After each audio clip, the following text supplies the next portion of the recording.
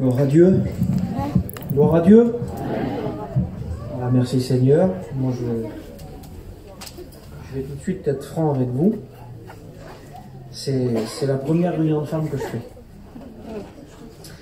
Et puis je ne l'ai pas choisi cette réunion-là. Ouais. C'est un frère qui a fait une demande. Je sais qu'il y a une femme de serviteur de Dieu qui a dit il y a eu des réunions, il y a eu des rencontres de pasteurs, il y a eu des réunions pour les enfants et il n'y a pas de réunion de femmes. Et puis les frères ils ont dit il faut faire une réunion de femmes. Et puis ils m'ont désigné à moi. Et ben, je suis content en réalité. J'aurais jamais cru qu'il y ait autant de sœurs. Hein. Le chapiteau est pratiquement plein. Et je voudrais vous dire quelque chose avant de commencer de prêcher la parole de Dieu. Une réunion de femmes, je pense pas que c'est toujours des leçons qu'on doit donner aux sœurs. On n'est pas toujours là pour dire il faut s'habiller comme ça, il faut parler comme ça, il faut être soumise. Vous le savez mes sœurs, ça. Mais dans mon cœur, moi je voudrais que vous passiez un moment béni. Parce que les sœurs ont besoin d'être bénies. Comme les frères, on est pareil. Hein. Mais pourquoi pas ce serait une réunion où vous repartirez plus riche spirituellement que comme vous êtes rentrés. Alors moi, en plus, je suis très jeune, j'ai du respect pour les femmes d'âge qui sont parmi nous. Je ne me permettrai pas de vous reprendre parce que je suis trop jeune pour le faire. Mais lire la Bible avec vous, je peux le faire. Donner un conseil biblique, je peux le faire. Demander à Dieu de nous bénir, on va le faire ensemble. Vous l'avez compris le Seigneur ensemble? Que chaque sœur se place devant Dieu. Et puis certainement qu'il y a des besoins, comprenez bien, on ne va pas jouer un rôle. Il y a des femmes de serviteurs, des femmes d'étudiants, de candidats. Il y a des chrétiennes, il y a des femmes qui ont des foyers divisés, il y a des femmes qui ont des foyers difficiles parmi nous. Pourquoi ne pas prendre une victoire cet après-midi? Pourquoi ne pas être béni? On prie le Seigneur ensemble, je vais demander à vous boule de prier le Seigneur pour nous. Hein, que Dieu soit béni. Glorifiez ton nom, Seigneur, glorifiez ton nom. C'est vrai que le Tout-Puissant et son point de rien faire. Je te demande de bénir ton serviteur, de me remplir du Saint-Esprit, afin qu'il y ait une parole pour chaque sœur. Bénis mes sœurs, Seigneur. Bénis mes sœurs, bénis-nous ensemble, Seigneur. Donne-leur Et la gloire te revient à toi, Fils de Dieu. Amen. Amen. Gloire à Dieu. Gloire à Dieu. J'ai écrit ici, la parole de Dieu, c'est pas de la morale. Les réunions, c'est pas de la morale. La morale, vous savez ce que c'est de faire la morale à quelqu'un, c'est quand il y a une marche à suivre et que la personne, elle est sortie un petit peu de la marche et qu'elle a fait un peu ce qu'elle voulait. Alors on la met assise, puis on lui parle sévèrement pour essayer de la redresser. Eh bien, la parole de Dieu, c'est ça, dans le spirituel, mais aujourd'hui, c'est pas ça. On va pas faire ça aujourd'hui. On va parler des choses qui sont plus profondes dans le Seigneur. On va parler du cœur. Voulez-vous qu'on parle du cœur? On va parler de l'intérieur. Parce que la plupart du temps, il faut dire la vérité, dans les réunions de sœurs, je critique pas les réunions de sœurs, mais bien souvent, quand on a l'occasion d'écouter une réunion de femmes, c'est ce que je vous ai dit tout de suite, là, on va prendre les versets de l'apôtre Paul, en disant, femmes, soyez soumises à vos maris, femmes, soyez hospitalières, il faut, excusez-moi de dire les mots que je vais dire, parce que j'ai honte, il y a des femmes d'âge ici, mais il faut bien s'habiller, il faut bien parler, il faut pas se maquiller. Bien sûr, ça fait partie de l'enseignement de la Bible, mais avant d'arriver là, il y a un travail que Dieu veut faire dans le cœur. Faut pas toujours commencer par l'extérieur. On va le voir d'après la parole de Dieu, c'est que Dieu commence par l'intérieur du cœur. Quand Dieu se charge d'une personne, qu'il soit homme, femme, jeune garçon ou jeune fille, on n'est pas là pour faire de la morale. Vous savez, il y a une religion en Amérique qui s'appelle les méthodistes. Et un méthodiste, vous savez ce que c'est? Eh bien, il vous propose une méthode. Une méthode pour bien vivre. Une méthode pour marcher droit. Quand un alcoolique il vient dans la religion méthodiste, il vient devant un révérend et le révérend il dit écoute, la méthode pour toi, faut plus que tu boives. C'est des mots, mais c'est des mots difficiles à mettre en pratique quand on n'a pas reçu la délivrance du Seigneur. Et on ne peut pas charger nos sœurs de vivre des choses ou de faire des choses si Dieu ne les a pas mis dans le cœur. Il faut que Dieu dépose dans le cœur. Un jour, je vous explique une petite histoire, avant de rentrer dans le message. Un jour, des hommes très riches, des Arabes, des Émirats arabes, qui sont les rois du pétrole, ils faisaient des repas ensemble. C'est les hommes qui tiennent la planète à cause de leur argent. Et un jour, il y en a un, il dit, je voudrais trouver quelque chose de spécial pour épater mes copains. Et l'histoire nous dit, c'est une histoire vraie ce que je vais vous dire, il va parcourir toutes les écoles de tout ce qu'il y a à faire un peu de spécial, et il va tomber en plein désert sur un élevage de petits chats. C'est particulier, écoutez bien l'histoire. L'histoire nous dit que dans cette école, on dressait les petits chats à porter le plateau avec du thé. C'était quelque chose de spécial. Le petit chat, on tapait dans les mains, il se mettait sur ses petites pattes arrière et il portait un plateau et il servait le thé. C'était quelque chose de particulier. Mais par contre, ça valait très cher. Et cet homme qui avait les moyens, il a dit, moi, je vais en acheter un de petit chat, et quand je vais faire un repas pour tous mes copains, eh bien, je vais les épater avec ce que j'ai trouvé. Et l'histoire nous dit que le repas va avoir lieu, et puis il attend bien la fin du repas, et à un moment propice, il va taper dans ses mains, et le petit chat va entrer dans la salle, il est sur ses deux pattes, et il sert le thé à ses copains. Tout le monde est choqué, tout le monde est ravi. Il dit, c'est pas possible, où c'est que tu l'as trouvé? Il dit, je vous le dirai pas, ça coûte une fortune, mais au moins je vous ai épaté. Il fait un autre repas quelques temps plus tard, et un de ses copains va lui jouer un mauvais tour. Il va prendre une petite souris qu'on remonte. Vous connaissez les petits jouets là? Il va prendre une petite souris, il va la garder dans sa poche tout le long du repas.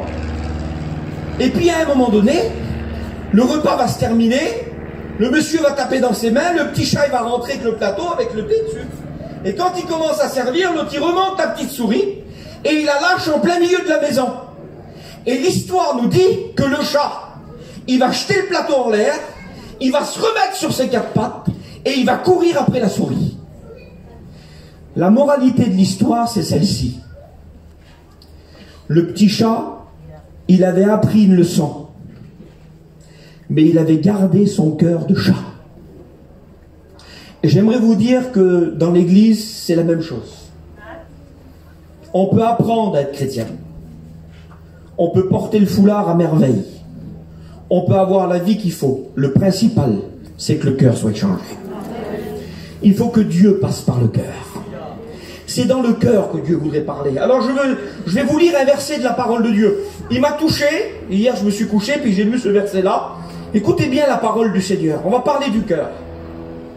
C'est le Proverbe, chapitre 4 et verset 23. Et la parole de Dieu, elle est claire. Écoutez le verset, il est tout simple. Il dit, garde ton cœur plus que toute autre chose. Le conseil, il est clair de la parole de Dieu. Il dit, écoute, t'es chrétienne, t'es une femme de serviteur de Dieu, d'étudiant, t'es une femme qui vit dans un foyer divisé, mais t'es là, t'es parmi nous. Écoute le conseil de Dieu dans cet après-midi. À partir de maintenant, il va falloir que tu gardes ton cœur plus que toute autre chose. Ça veut dire qu'il y a des choses autour du cœur. Et les choses qui sont autour du cœur, pardonnez-moi des mots mes sœurs, mais c'est l'apparence. Et il y en a beaucoup trop qui soignent l'apparence de la piété et qui oublient de garder leur cœur. Tandis que le Seigneur, il dit, écoute, l'apparence, elle fait partie de l'enseignement biblique, mais il y a quelque chose de plus important pour vous, mes sœurs, cet après-midi, c'est qu'il va falloir garder nos cœurs. Il faut garder vos cœurs, plus que toute autre chose. On est là, on vit tous ensemble, et puis c'est bien sans être bien. Parce que moi je l'ai déjà vu, des sœurs qui disent t'as vu, elle a prophétisé là-bas, qu'elle n'avait pas le foulard. Il faut mettre le foulard, hein. Je veux mettre l'équilibre dans tout ce que je vais dire. C'est très important ce que je vais dire. On s'arrête au détail. On est capable de critiquer sur un détail. Vous savez, il y a un frère qui m'a dit, il y a quelques jours, il a dit, Gershom, moi j'ai perdu ma mère, il dit, puis je suis parti en mission tout de suite après. Et elle est partie dans des circonstances terribles. Et il dit, moi, en tant que pasteur, responsable de la mission, j'ai l'habitude d'aller aux réunions de prière. Toute ma vie, j'ai été aux réunions de prière. Et il dit, là, quand j'étais dans l'activité l'après-midi, Je pensais pas trop aux soucis que j'avais, mais quand je me couchais le soir, le diable il venait et il me faisait du mal avec le deuil qu'on passait. Donc je passais les nuits à pleurer. Et il dit sur le matin, je m'endormais le garçon. Et il dit des fois sur le matin, ben ça m'est arrivé 2-3 fois dans l'été de louper la réunion de prière. Mais il y avait des hommes qui étaient là, qui n'ont pas cherché à comprendre ce que le frère y vivait. Ils ont dit, il est beau le responsable, il loupe la réunion de prière.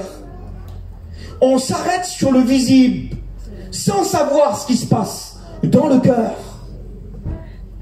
Eh bien, j'aimerais vous rassurer, mes sœurs, c'est que Dieu connaît vos cœurs. Même s'il y a des ratés dans ce que vous faites, même s'il y a des petites incompréhensions de la part des autres, même si vous faites des bêtises, le principal, c'est d'avoir un cœur vrai devant Dieu. Et si vous êtes vrai, Dieu bénira toujours. Dieu sera toujours au rendez-vous. Alors il dit, garde ton cœur, le centre. J'ai écrit ici, le mot garder, il veut dire surveiller ton cœur. Le mot garder, il veut dire protéger ton cœur. Le mot garder, il veut dire défendre ton cœur. Parce qu'il y a toutes sortes d'attaques, et on va le voir dans le message. Il y a toutes sortes de choses qui voudraient rentrer. J'aimerais vous dire que le diable, il va pas jouer le rôle de vous faire oublier le foulard. Il va essayer de passer dans le cœur pour vous détruire. Il va cibler votre cœur. Eh bien, j'aimerais le dire dans cet après-midi. Si le diable, il cible vos cœurs, le Seigneur aussi, il cible les cœurs, lui. Et lui aussi, ce qui l'intéresse, c'est le cœur. Alors il dit, garde, surveille, protège, défends ton cœur. Et le contraire de ces mots-là, c'est quand on laisse, quand on quitte notre poste. C'est céder sa place, c'est fuir, c'est se desservir, c'est échanger et c'est vendre notre cœur. Le verset est important. On vit la fin des temps. Mes sœurs, gardez votre cœur plus que toute autre chose. Je continue. Plus que toute autre chose, ça veut dire plus que l'extérieur, plus que l'accessoire de la vie chrétienne, plus que l'apparence de la vie chrétienne. Pardonnez-moi, les mots sont peut-être mal choisis, mais vous comprenez ce que je veux dire. Je vois que vous comprenez. Je comprends tout de suite en vous regardant, mes sœurs, que le message y passe dans vos cœurs. Je le comprends. Plus que le langage. Mais Seigneur, je peux parler n'importe comment. Non, je n'ai pas dit ça. Mais il y en a qui s'appliquent, il y en a qui se forcent. Il y en a qui regardent le mari sur le côté parce que si je ne fais pas ce qu'il faut, il va crier, mais suis pas Dieu pour ton mari. C'est de cœur qu'on suit Dieu. C'est par amour qu'on se détache des choses. C'est par amour qu'on renonce aux choses du monde. C'est par amour qu'une femme, on la voit sans Dieu, et d'un seul coup, vous la voyez, elle n'a même plus la même identité, plus le même style. Elle s'habille plus pareil, elle parle plus pareil, elle est plus en avant, elle est plus... pardonnez-moi, vous avez écouté le premier témoignage de la Convention cette année. C'est une sœur de la fête qui a témoigné, le premier témoignage. La petite fille, elle a témoigné, là. Je la connaissais avant, moi. Quand elle venait chez nous, on ne pouvait pas rester. Tellement que le vêtement était provoquant. Et puis elle se convertit, elle est toujours sur la fête, elle est toujours dans les campings sur la fête, elle est dans le même milieu qu'elle est, mais par contre il y a quelque chose qui a changé. C'est son cœur qui a été touché. Et maintenant elle est habillée plus décente que décente. Parce qu'elle n'a pas cherché à vite, comment ça s'habille une chrétienne? Non, elle a dit, comment qu'il faut aimer Dieu, comment qu'il faut l'aimer le Seigneur. Et quand ton cœur il cherche Dieu, il trouve toute la règle de la parole de Dieu. On n'a même plus besoin de vous dire ce qu'il faut faire. Quelqu'un qui aime Dieu, la Bible, elle dit, l'onction que vous avez reçue de lui, il vous a enseigné toutes choses. Et que Dieu soit béni pour ça. Donc, plus que toute autre chose, plus que ton comportement, plus que ta soumission, plus que tout le reste de la vie chrétienne, Dieu vous demande, à vous tous, mes sœurs, de garder votre cœur. C'est la cible que Dieu va viser. Il ne fera pas le travail à l'envers, le Seigneur. Il fera le travail comme il a décidé de le faire. Il va commencer par ici, et après, tout ce qu'il y a ici, ça va sortir en bénédiction autour de vous. Et même sur vous. Vous l'avez écouté, la sœur, la belle, ce qu'elle a expliqué. Elle a dit, j'aimais bien. Elle l'a dit avec pleine d'essence. Et puis elle a dit après, voilà, plus trop intéressée par ça. Plus trop envie. Qu'est-ce qu'il y a eu? Ben, c'est le cœur. Le cœur, il a été touché, et puis ça a changé. Le cœur a changé. Pourquoi le cœur? J'ai noté quelques versets. Pourquoi il prend soin de parler du cœur? Quand Dieu parlait à Israël, vous savez ce qu'il disait à Israël? Il disait, prends à cœur cette parole. Il disait pas, mémorise-la dans tes oreilles, dans ton cerveau. Il disait, non, la parole que je t'ai donnée, prends-la dans ton cœur. C'est dans le cœur que Dieu veut parler. Écoutez bien. Joël 2,13, ça confirme ce que je suis en train de vous prêcher. Vous savez ce qu'il dit Dieu quand il a fini de parler? Il dit, ne déchirez pas vos vêtements. Ça veut dire quoi ce que je suis en train de dire? Ne déchirez pas l'extérieur. Il dit, mais déchirez vos cœurs plutôt. Laissez passer le message dans vos cœurs. Acceptez le message dans vos cœurs. Parce qu'Israël, ils avaient une démonstration, eux. C'était des faux chants. Il n'y avait pas plus faux. Ils écoutaient le prophète, là, puis d'un seul coup, pour dire, on a reçu le message, ils se mettaient en miettes, les habits. Mais Dieu, il avait vu autre chose que les vêtements déchirés. Il dit, vous déchirez vos vêtements, vous vous dépouillez devant les gens, vous criez, vous vous jetez dans la terre. Tandis que moi, il dit, je vois que vos cœurs, ils sont encore résistants. Alors Dieu donne le conseil, il dit, déchirez plus vos vêtements. Déchirez vos cœurs. Mes sœurs, déchirons nos cœurs. Ouvrons notre cœur dans cette journée. Écoutez bien. Matthieu 12, 34. C'est de l'abondance du cœur que la bouche, elle parle. C'est quand tu t'entendras parler que tu sauras ce qu'il y a dans ton cœur. C'est important ce que je suis en train de dire. On peut tout de suite se repérer, on peut tout de suite sonder le niveau de spiritualité qu'on a. De quoi tu parles? Et tu fais l'examen tout seul. Écoutez bien les versets de la parole. Marc 7, 21. C'est du dedans du cœur que sortent les mauvaises pensées. C'est pas possible, Seigneur. Tout prend racine ici. Il y a très peu de choses de l'extérieur. Nous, on fait attention. On dit, on va pas aller là-bas parce qu'on va écouter ça ou ça. Non, non, non. Ça naît ici. Les mauvaises choses naissent ici. Est-ce que vous comprenez ce que je suis en train de vous dire? Et c'est pour ça que le verset vient nous rassurer de Luc 16 au verset 15. Il dit, Dieu connaît vos cœurs. Mes sœurs, Dieu connaît vos cœurs. Alors, je voudrais vous parler de quelques exemples de femmes, mais 5 minutes. Parce que je n'ai pas l'habitude de prêcher pour les sœurs, mais j'ai pris quelques exemples de femmes. Et ces femmes-là, dans la parole de Dieu, à cause de leur attitude, vous savez ce qui s'est passé? On a réussi à voir, à cause de leur attitude, comment était leur cœur. Ce qui les a dévoilés et identifiés aux yeux de tous, c'est leur façon de faire, leur façon d'agir. Il y a des personnes qui disent, moi je l'ai vécu, j'ai été déçu terrible, je vous le dis devant Dieu. J'ai vécu des déceptions dans l'année, là, pas comme vous croyez. J'ai vu des femmes dire, moi l'injustice, je la supporte pas. C'était ça, regarde, c'était l'extérieur. Quand c'est le fils de l'autre, là-bas, qui coupe la tête. Et quand tu expliques l'histoire, mais que tu dis, il y a un petit détail qui change chez ton fils à toi, on coupe plus la tête. On cherche des circonstances atténuantes. Est-ce que vous comprenez ce que je suis en train de vous dire? Et le cœur a été dévoilé devant moi. C'est pas possible. Toute une vie de langage dans le sens-là, et quand ça t'arrive, c'est plus toi.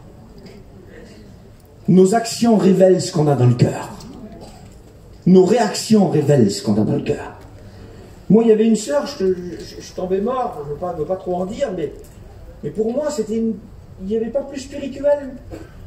Toujours calme, gentil, un mot de Dieu. Dans les réunions à prier, c'était une merveille. Et puis je l'ai vu passer par un petit problème comme ça.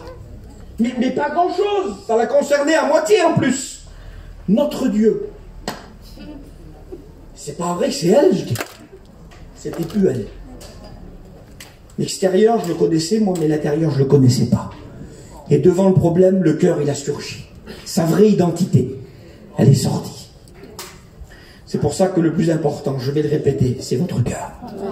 Alors j'ai pris des exemples dans la parole de Dieu, écoutez bien, il y a des bons exemples dans la parole de Dieu. Alors Gershom, on va citer que les bons exemples. Eh ben non.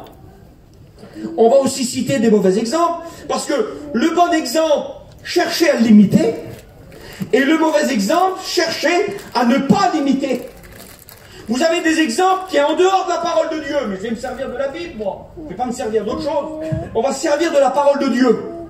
Mais sur la place, là, vous regardez certains foyers, et il y a des foyers qui sont bénissants, et il y a des foyers que c'est des ruines. Vous n'êtes pas folles, mes sœurs, quand même. Essayez d'imiter celui qui a réussi dans le Seigneur, plutôt qu'imiter celui qui a tout détruit dans le Seigneur. C'est des exemples qui sont devant nous. Mais là, il y a plus que des exemples devant nous. Il y a des exemples. Et je vais vous parler de quelques sœurs dans la parole de Dieu. Très rapidement, écoutez bien. Je vais vous parler de la femme insatisfaite. J'en ai donné des noms. La femme insatisfaite. Elle existe dans la parole de Dieu. Quand je vous explique son foyer, vous rêvez d'avoir le foyer qu'elle a. Tellement que c'était la perfection des foyers. C'était merveilleux. On ne la comprend pas. Personne ne peut la comprendre, cette femme-là. Écoutez bien. Je vous explique le foyer, les détails du foyer. Ce qui faisait le foyer. Écoutez bien ce qui est écrit. La Bible, elle dit que ce foyer-là avait été créé à l'image de Dieu. C'est le premier foyer de la planète Terre. C'est Adam et Ève. Mais Ève, quand on calcule le nombre de bénédictions de sa maison, jamais de sa vie elle aurait dû regarder ailleurs. Pourquoi faire qu'elle a convoité l'arbre qu'elle n'avait pas le droit là-bas? Regardez le foyer qu'elle avait. La Bible elle dit que le foyer était créé par Dieu, placé par Dieu dans le jardin d'Éden. Écoutez bien, visité par Dieu qui descendait pour les voir. Je ne sais pas si vous voyez la qualité du foyer. Écoutez bien, nourri par Dieu, ils avaient juste à accueillir les choses. Il n'y avait pas de forcing, pas de travail, pas de monnaie d'échange. Dieu faisait pousser les choses et il disait, toi tu vas cultiver, tu vas prendre, tu vas dominer. Il n'y avait rien de contrariant dans le foyer. Il n'y avait rien pour la contrarier, Madame Ève. Mais elle avait un souci au niveau du cœur. Qu'est-ce qu'elle avait dans le cœur? Je vous le dis pour vous détendre, en plus de ça, elle avait le plus bel homme de la terre. Parce que c'était Dieu qui l'avait créé à lui. Imaginez-vous un petit peu le foyer que c'était ça. Et pourtant, elle est là, elle a tout ce que je viens de vous dire là. Et elle regarde l'arbre qu'il ne faut pas regarder.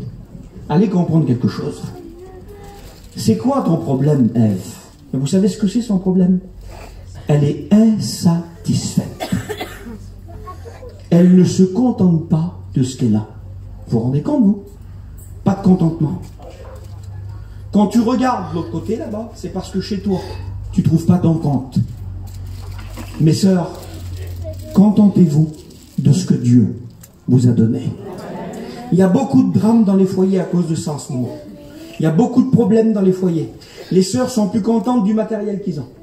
Ils ne se contentent plus du toit qu'on a sur notre tête. Et puis ils regardent le foyer d'à côté. Pourquoi qu'il a plus nouveau? Pourquoi qu'il travaille plus que toi? Pourquoi que c'est pas pareil chez lui que chez nous? Pourquoi qu'on mange pas les mêmes affaires? Parce qu'on vit tous côte à côte. C'est un danger pour nous, ça. C'est un danger de vivre tous ensemble. On peut partir avec des gens qui nous gênent. Moi, j'ai déjà écouté des gens dire « On mourait pour aller en mission ». C'était des inconvertis. Mais on avait honte de notre matériel. Ils avaient honte de leur matériel. Imaginez-vous un petit peu. Comment que le diable, il est subtil. Je le dis au nom du Seigneur. T'as un camping. T'as un camion. Tu dors dans ton lit. T'as un toit sur ta tête. T'as des habits pour te mettre. T'as ta table. Bénis Dieu pour ce que t'as. Mais regarde pas ailleurs. N'essaye pas d'avoir un cœur insatisfait qui regarde toujours. C'est toujours mieux là-bas. Non. Ce que t'as, c'est de l'or. Profite bien de ce que t'as. Il y a la santé dans ta maison. Il n'y a pas de maladie, il n'y a pas de problème. Reste bien comme t'es. Bénis Dieu tous les jours de ce que t'as. Mais ne regarde pas ailleurs, ma soeur.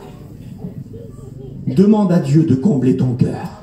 De te donner quelque chose qui n'existe pas dans le monde. Le contentement. Qui c'est qui le voudrait? Qui c'est qui le voudrait? Parce qu'il y a des femmes qui sont honnêtes parmi nous. Et qui peuvent dire, ben moi je ne l'ai pas, la femme. Je réalise devant la parole de Dieu que bien souvent je me range pour des détails. Profite de ce que tu as. Dieu t'a donné ça. Bénis Dieu pour ça. Que Dieu soit béni. La conséquence, eh bien c'est tout simple. Ils sont sortis de la présence de Dieu à cause de la désobéissance. Vous savez de quoi on parle. sont sortis de la présence de Dieu et ils ont été chassés de la présence du Seigneur. C'est compliqué, vous boules. Mais tout ça à cause de quoi? À cause d'un cœur qui n'était pas satisfait. Il y a une deuxième femme. Une deuxième femme, quand j'ai lu l'histoire dans la nuit, là, j'ai dit, Seigneur, je ne l'ai jamais écouté prêcher comme ça. C'est la femme de Job. Vous savez comment je l'ai appelée, la femme de Job? La femme fatiguée. On a vu la femme qui était insatisfaite, et je voudrais vous parler de la femme fatiguée. Est-ce qu'il y aurait des sœurs parmi nous qui seraient fatiguées? Soyez honnêtes devant le Seigneur. Est-ce qu'il y a des sœurs qui vivent des fatigues, qu'ils n'en peuvent plus, que c'est dur? On a toujours écouté prêcher sur la femme de Job, alors on le cite à lui tout le long du livre. Il n'y a pas plus beau que lui. C'est un homme terrible, il a souffert, il a resté fidèle, il a perdu 10 enfants. Mais quand je lisais le livre, là, les 10 enfants, c'était à lui. Mais c'était à elle. Vous l'avez déjà écouté, ça? J'étais choqué, c'est pas un nouveau message que je prêche là. Je prêche qu'à chaque fois on parle des misères de Job. Job, il a perdu 10 enfants. Job, il a été malade. Job, il a perdu tous ses sous. D'accord? Mais à côté, elle était là, elle. C'est ses enfants aussi qu'elle a perdu, elle. Et j'aimerais qu'on parle d'elle 2 petites secondes. Je ne sais pas si vous réalisez ce qu'elle a vécu, cette femme-là. On parle de Job parce que c'est le livre de Job. Peut-être qu'il prenait un peu trop de place aussi, lui. On l'a mis de côté à elle. Et à chaque fois qu'on parle d'elle, on dit elle est belle, hein. Elle a dit à son homme, renie ton Dieu et meurs. C'est vrai que c'est pas spirituel. Mais je vous pose la question. Vous avez jamais dit à Dieu que vous en avez marre, vous? Vous avez jamais dit à Dieu, Seigneur, on n'en peut plus. On n'en peut plus. J'étais vers une sœur hier, on l'écoutait parler. Elle dit à la réunion, ben j'y vais plus à la réunion, moi. Alors on va juger cette femme-là. Non, c'est une femme fatiguée. C'est une femme qu'on a marre. C'est une femme qui passe par plein de problèmes, plein de difficultés. On n'a pas le droit de juger ceux même qui parlent mal des fois. Parce que le Seigneur les comprend, ces femmes-là, aujourd'hui. Asaph, il l'a vécu, lui. Asaph, il a bien douté, puis il a dit, comment ça? Comment? Il dit, moi je me tue, j'ai purifié mon cœur, j'ai purifié mes mains. Et puis il dit, les inconvertis, ils réussissent en tout. Il n'y a rien qui les tourmente. Il dit, et puis moi je suis en miettes. On a le droit d'être en colère. On a le droit d'être fatigué. Surtout quand on a perdu 10 enfants. Surtout qu'après avoir perdu les 10 enfants, le mari tombe malade. Surtout qu'après la maladie du mari, il n'y a plus de sous dans le foyer, il faut faire fonctionner toute chose. Elle a le droit de dire, écoute-moi, j'en ai marre. Ça n'existe pas, mes frères. Je vais peut-être vous choquer cet après-midi. Mais je l'ai déjà dit que j'en avais marre. L'autre jour, je vous le dis devant Dieu, j'en avais vraiment marre. Cet été, là, j'en ai eu marre, mais pas comme vous croyez. Vous n'êtes jamais disputé avec le Seigneur? Vous avez jamais rentré en réflexion de dire, Seigneur, mais qu'est-ce qu'il y a? Qu'est-ce qui se passe? Qu'est-ce que j'ai fait? Vous l'avez jamais fait, vous? Mais c'est ce qu'elle fait en disant ça à son mari. Elle comprend plus qu'il est attaché à Dieu comme ça, et puis qu'il meurt après le Seigneur, après tout ce qui passe. On a le droit de ne pas comprendre. Alors, il y a peut-être des femmes comme ça dans cet après-midi. Des femmes fatiguées, puis qui n'en peuvent plus. Je vais te lire un verset de la parole de Dieu. Je vais te le citer. Le Seigneur Jésus, il a dit, venez à moi. Vous tous qui êtes fatigués et chargés. Et je vous donnerai du repos. Je vais vous expliquer cet été-là. On est sorti de la misère, vous avez vu un petit peu. On est sorti de la misère sans en sortir, parce que maintenant c'est une période de deuil pour nous. Mais pendant 10 ans, il y a eu la maladie. Il y a eu la privation de nos églises, de nos chapiteaux. On a souffert. Et puis dans cet été, ma petite belle-sœur de 34 ans, elle est partie auprès du Seigneur. Et puis alors la maladie, elle s'est arrêtée, puis maintenant c'est le deuil. Mais on a un Dieu d'espérance, donc on sait que le Seigneur console, et puis que ça va aller, vous comprenez? Et puis d'un seul coup, pendant un petit temps, comme ça, pendant 1 mois et demi, tranquille, au niveau de la maladie, et puis d'un seul coup, je viens chez moi, ma femme, elle pleure. Je dis, qu'est-ce qu'il y a? Elle dit, mon père, il est malade. Seigneur, c'est pas possible. Ça finit là, ça redémarre là, mais je vous explique ça, c'est pas nouveau. Ça fait 15 ans que c'est comme ça. Et puis là, je vous le dis franc, j'en ai eu marre. Moi, mon intention, c'était d'aller à la convention, c'était de venir ici. Et puis d'un seul coup, tout était compromis. On ne pouvait plus aller nulle part.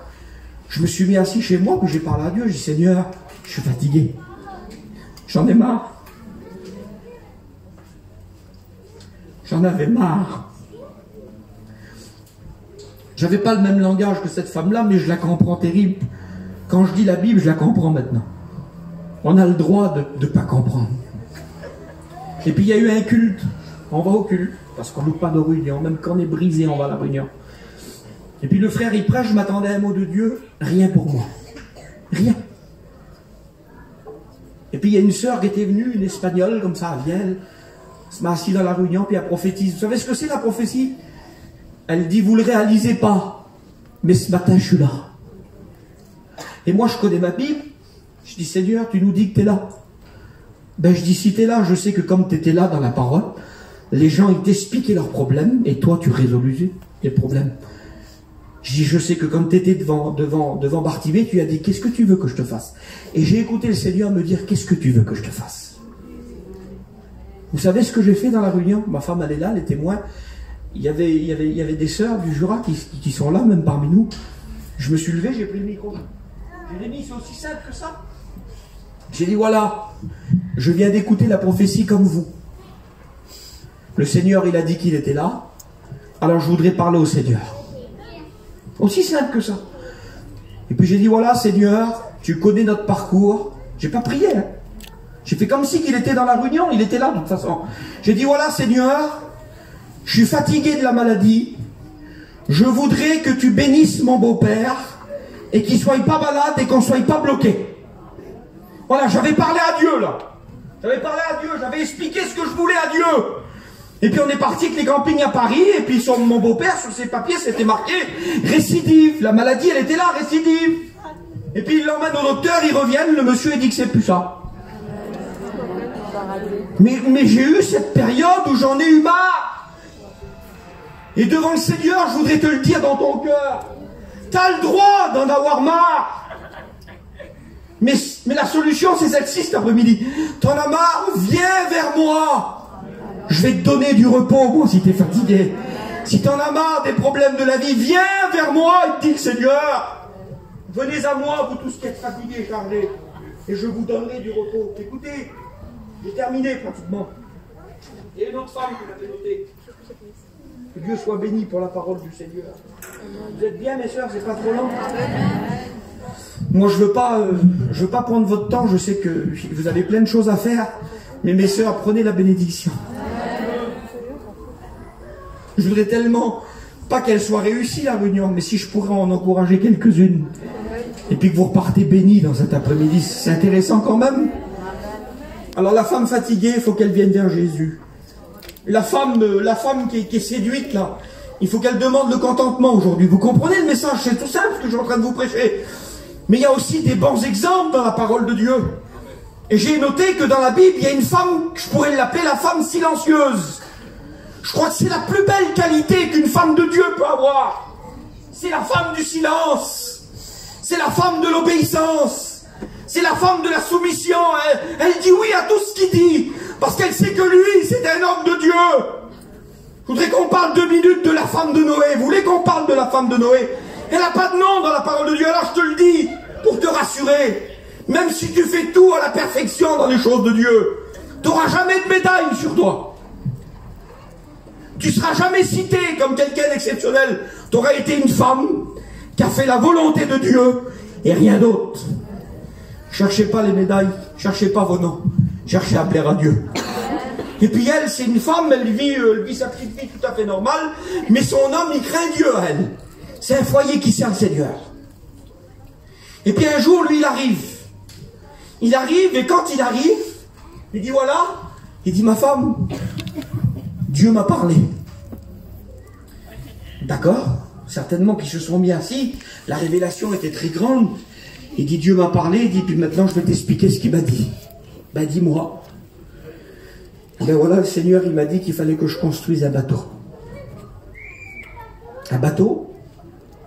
D'accord. Combien de temps ça va prendre? 80 ans. D'accord. Toute une vie. Mais il n'y a pas que la construction qui est gênante dans l'affaire. Vous imaginez pendant 80 ans combien de personnes ont dû se moquer de ce foyer-là? Combien de personnes ont dû dire J'imaginais ça quand je méditais tout à l'heure. Certainement qu'il y avait des femmes qui sont venues au bout de 30 ans, 40 ans, et qu'ils ont parlé avec sa femme à Noé, puis qu'ils ont dû dire tu peux pas y parler à ton mari, là. Toute la ville, elle se moque de lui. Tout le monde dit que c'est un déréglé, il est fou. Il construit un bateau, il n'est jamais tombé d'eau. Ce qui l'intéresse à lui, c'est de faire ce que Dieu lui a demandé. Et puis elle le suit. Pas un mot. Même pas de nom, la femme de Noé. Vous savez pourquoi qu'elle ne parle pas? Parce qu'il y a une promesse à la clé. Si tu fais tout ce que je te dis là, à la fin, tu seras sauvé toi et toute ta famille. Et elle ne s'accroche pas à autre chose, la femme de Noé. Elle se dit, ça va être dur, ils vont se moquer, ça va prendre du temps, il faudra que je sorte de ma maison, que je vive avec des animaux pendant 1 an et 10 jours. C'est ça, mes frères? Mais c'est pas grave, du moment que je sauve ma vie et mes petits, on y va, mon homme. C'est la femme qui parle pas, qui discute pas. C'est la femme qui revendique rien. C'est la femme de la soumission. C'est la femme de la bénédiction. Écoutez ce que j'ai noté ici. C'est la femme qui, à cause de son silence, elle a sauvé toute sa famille. Parce que vous savez, il n'y a pas plus facile que d'être découragé. Si moi, elle n'est pas d'accord avec moi, je le dis parce qu'elle est là aujourd'hui. Mais si elle n'est pas d'accord avec moi, si seulement elle lève un doute sur mon engagement, je suis tout de suite déstabilisé. Mais tu fais de même. Mais j'ai besoin qu'elle m'approuve, moi. J'ai besoin qu'elle me fasse confiance dans ce que Dieu m'a dit. Elle aurait pu dire, ben non, moi je sors pas, ou alors rentre-toi avec les petits, mais non. Elle a décidé de le suivre, coûte que coûte, dans tout ce qu'il allait faire. Et j'imaginais un petit peu, mes frères et sœurs, mes sœurs, pardon, quand ils sont rentrés dans l'arche, et puis que Dieu avait fermé la porte sur eux. Ça y est, c'était fermé, c'est Dieu qui l'avait fait. 80 ans d'efforts. Il a dû se mettre assis, le vieux Noé, fatigué. Il avait ses fils en face de lui. Il avait ses belles-filles en face de lui. Et puis l'eau a commencé à tomber du ciel, mais les sources de la terre se sont ouvertes. Et d'un seul coup, le bateau, il a pu toucher terre. C'est compliqué, c'est incertain. C'est toi qui l'as construit, mon père, mais c'est le premier bateau que tu construis. T'as aucune connaissance comment qu'il faut construire. Et lui, certainement que le vieux Noé, fatigué, dans une paix profonde, il devait dire, mes fils, mes filles, ça tiendra, parce qu'on a fait comme il a dit lui. Parce que votre mère, elle m'a suivi. Parce qu'elle m'a pas découragé. Parce qu'elle a pas dit, raccourcis-le un petit peu, tu vas gagner 4-5 ans. Non. Fidèle du début jusqu'à la fin de sa vie. Et à cause de ça, mes frères et sœurs, je sais pas si vous réalisez un petit peu, mais ces 8 personnes ont été sauvées à cause de leur obéissance, à cause de son silence à elle et à cause de sa soumission. Eh bien, mes sœurs, on a fait le tour de quelques femmes de la Bible. J'ai rien d'autre à vous dire. C'est le message que Dieu avait mis sur mon cœur. Je suis convaincu dans mon cœur que des sœurs ont trouvé un mot de Dieu. Je voudrais qu'on passe un moment dans la bénédiction. Amen. Vous voulez qu'on prie le Seigneur un instant? Mes sœurs, je voudrais qu'on prie le Seigneur. Que tout le monde puisse fermer les yeux. Et puis on va prier le Seigneur un instant.